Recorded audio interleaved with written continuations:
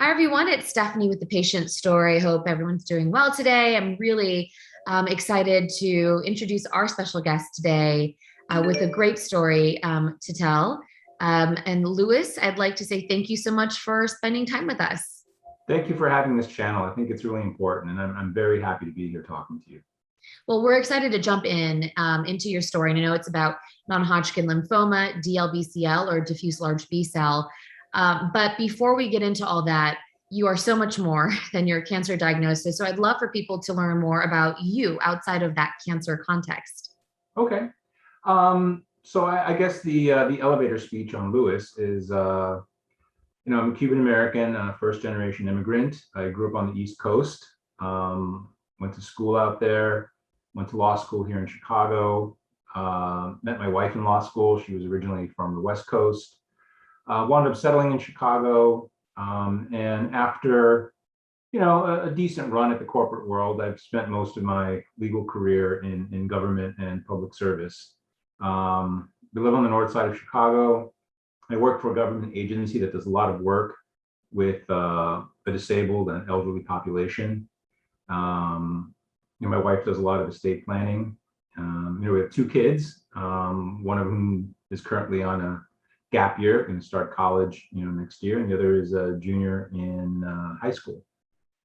You're a family guy. You've been in public service for, it sounds like, most of your career. So thank you for that.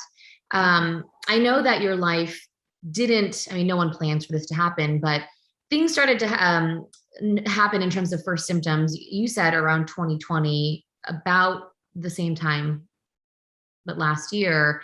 Can you describe what it was that was going on that let you know something wasn't right? So the very first thing that happened was what I would describe as a nagging cough that wound up feeling different. I still remember very clearly being, at my office, at my desk. It was an afternoon, right around the 1st of September, give or take. And I had sort of this slight coughing jag. And even then I was like, oh, well, that's interesting. And then it just kind of continued.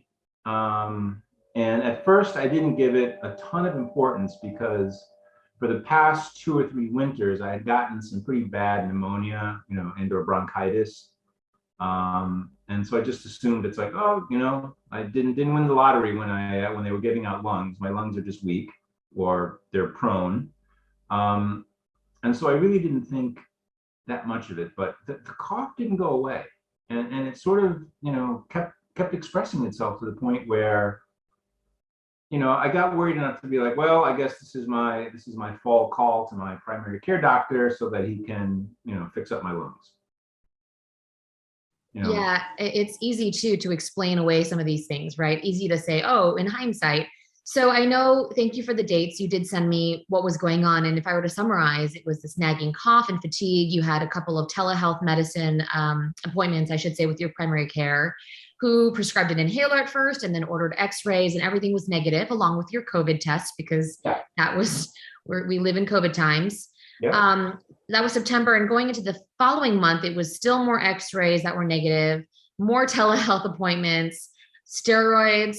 But then the cough and fatigue worsened. So that was that the point where you were like, okay, something's really wrong. Something kept you going in terms of, hey, this is not solving my problems.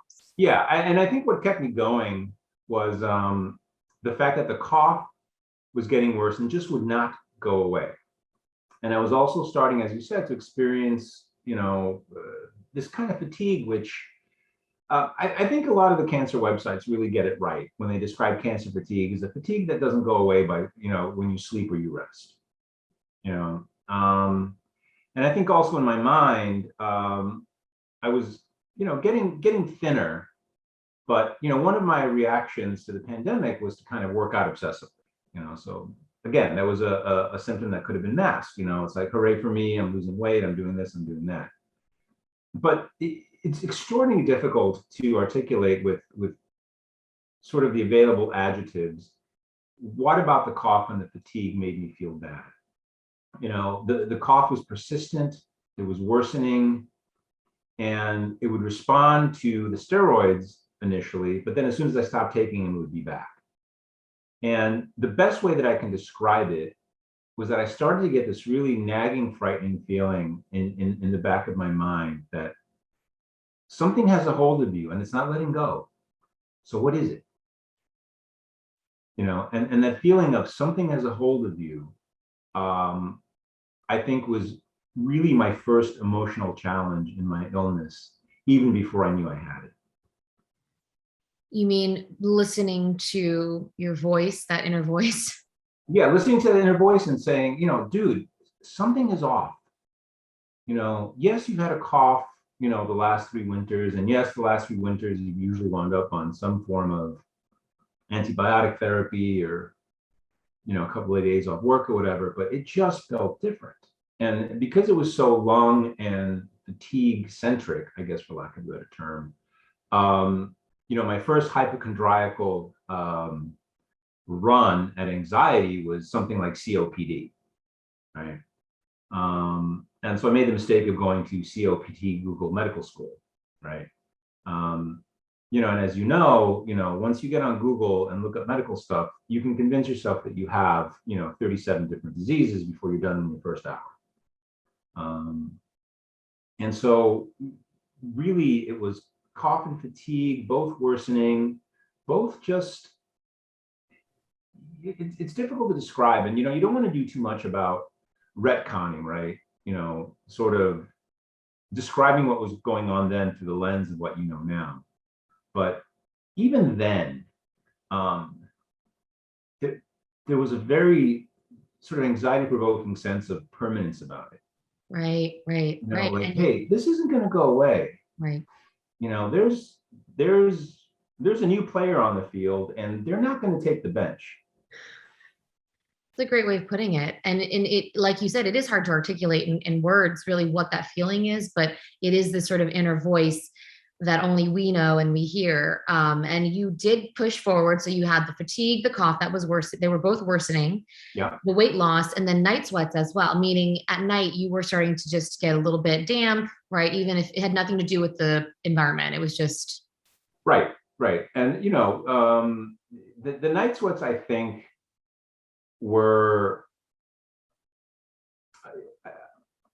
I would say if the fatigue and the cough were red flags, I would say that the night sweats was like a huge Goodyear blimp flashing, you have a problem.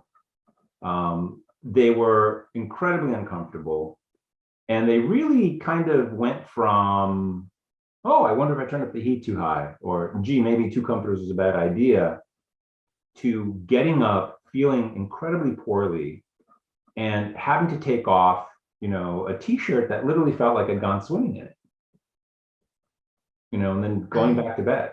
Yeah, no, that's not what we would say normal, right? I mean, it's not something that is No. today. And so you took that, and then you went, you got COPD, so you went to a pulmonologist, or you went to a consult.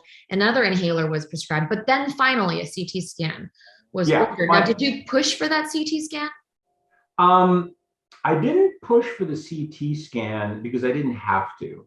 So, these are COVID times. So around that time, if somebody says, oh, I went to, you're basically doing telehealth, right? It was 100% telehealth for a certain period of time. And I called my usual hospital network, and their pulmonologists were booked incredibly late into the year. I mean, if I had just sat with one of those appointments, I don't know what would have happened.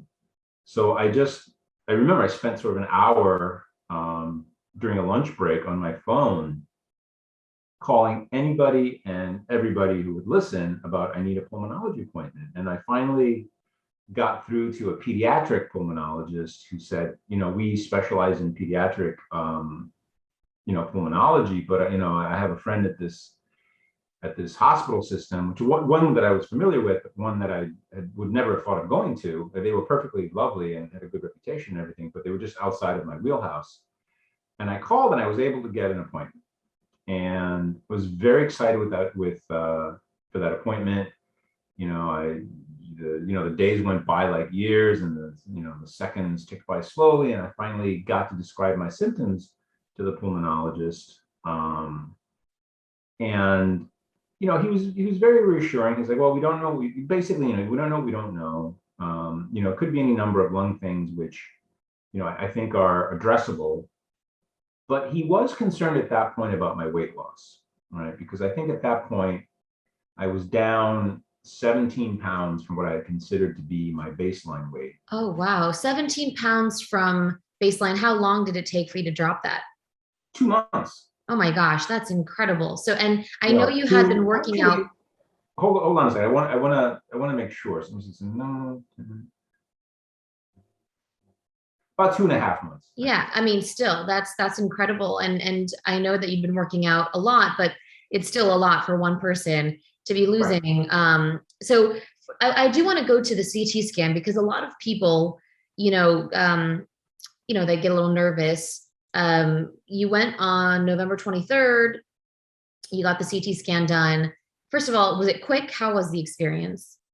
The CT, I'd never had, actually, no, I'd had an MRI, I'd never had a CT scan. I went and, at this point, I was an incredibly anxious person, right? Because, the CT scan was going to tell me something. Nothing appeared to be working. And one of the things that I think that the CT scan folks did very well, and they consistently did very well throughout my treatment, is they didn't let me know anything right away. There were no hidden winks or thumbs up or, people crossing themselves as they, whatever. You know what I'm saying?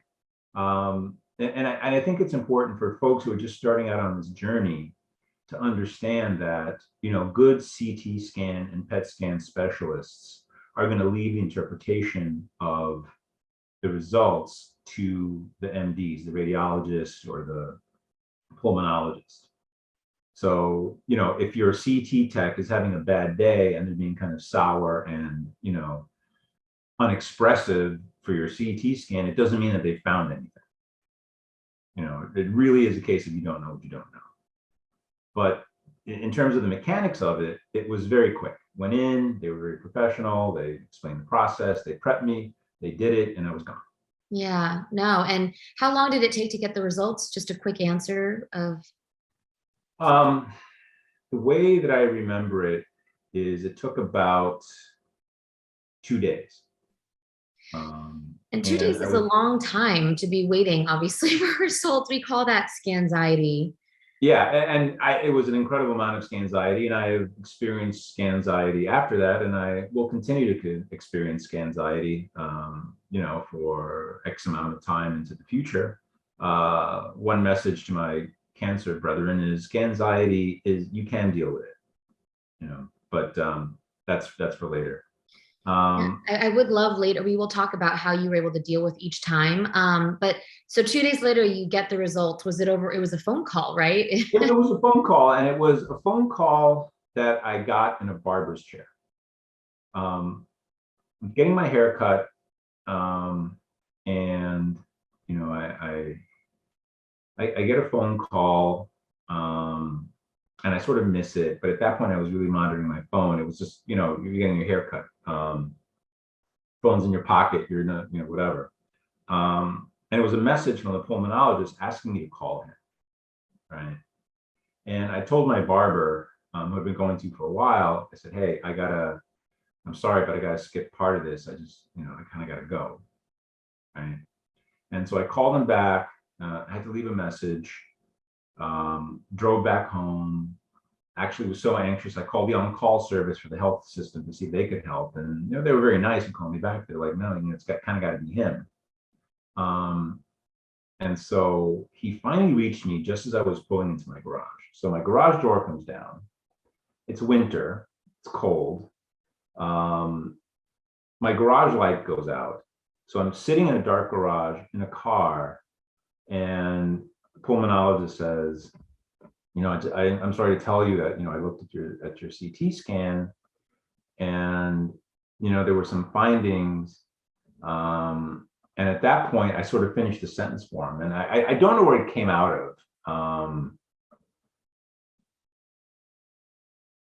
I don't know if I had been online or if I had read something or whatever, but I was obviously prepped because he says, yeah, there have been some findings in your lymph nodes. And I said, I have lymphoma, don't I?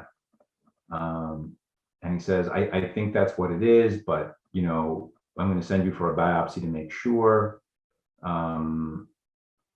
Could be other things. We have to rule out sarcoidosis, a number of other things that sort of give you those uptake results in a CT scan.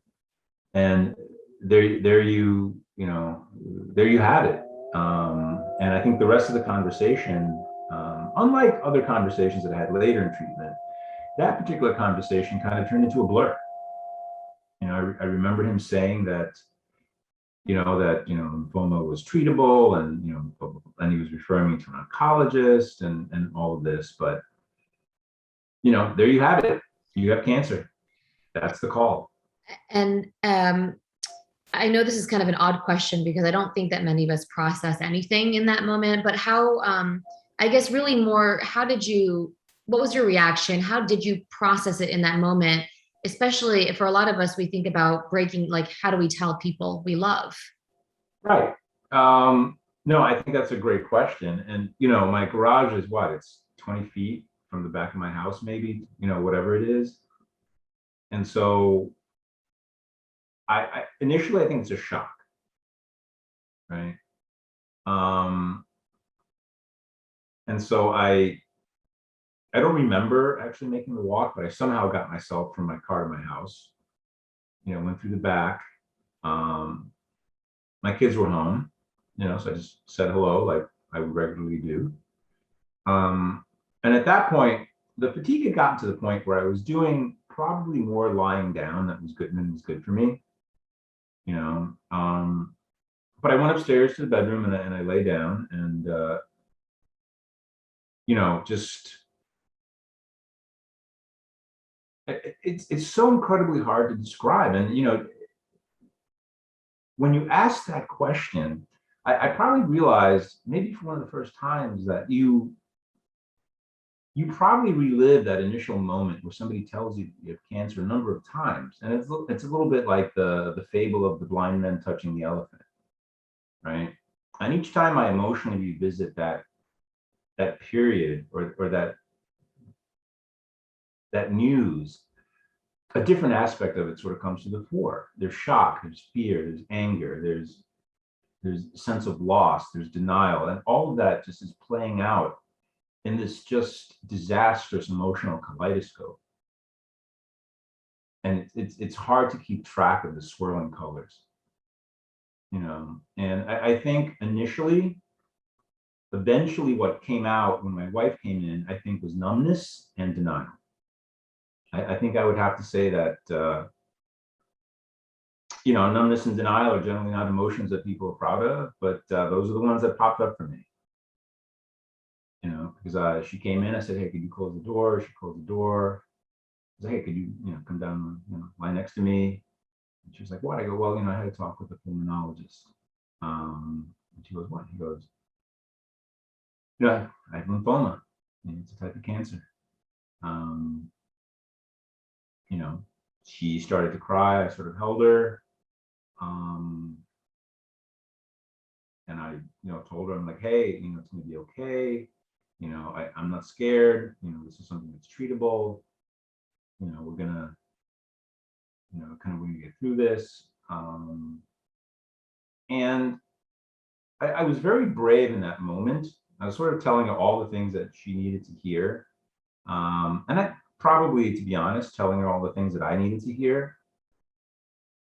But that's not who I turned out to be later. But I think that's who I was in that moment. And again, I think when you get a cancer diagnosis, it's not just the initial presentation or the initial talk with the healthcare provider. The fact that you have cancer hits you any number of times throughout the course of your treatment. And I do think there is a way in which you kind of relive that initial moment later on in different forms. Oh yeah. You Oh, yeah. know, I remember, and it doesn't happen so much now, and I'm not quite sure why, but I remember nights where I would, I'd be sleeping and I'd be dreaming about something completely unrelated to my illness. And I would wake up, and when you wake up from a dream, it takes you a second, oh yeah. And I would just sit upright in bed, and I would just, my wife would be asleep, the room would be dark, I'd be all alone, and I would just sit bolt upright, and I would just say, "You have cancer." Not I have cancer. I would say, "You have cancer." It feels out of body in that way. Yeah, it was Yeah. almost like this other person. You Yeah. know, um, Totally get it. and it hits you in sort of in different forms, and I know we're talking about, well, I leave it to you how you want to handle this, but I think that one of the things that characterizes my initial response to getting a cancer diagnosis is that I was very honest and dishonest at the same time. I was very honest in the emotions that I was having. Right? There's very human emotions. There's fear, there's anxiety, there's rage. There's depression, right? There's hopelessness, a little bit of defiance, thrown in, for good measure. I think where I was dishonest was in owning up to having those emotions, Mhm. and understanding that I was at the beginning of what was going to be a very, very difficult process. Right. Right. I think we're going to do a deep dive into all this in the last segment 3. Okay. So everyone who wants to listen to that, please tune into that segment. But I do want to shift now into talking about your treatment and the experience, of course, of living with cancer treatment. And so for everyone who's interested, we will share Lewis's story with RCHOP and methotrexate and the side effects coming up in segment 2.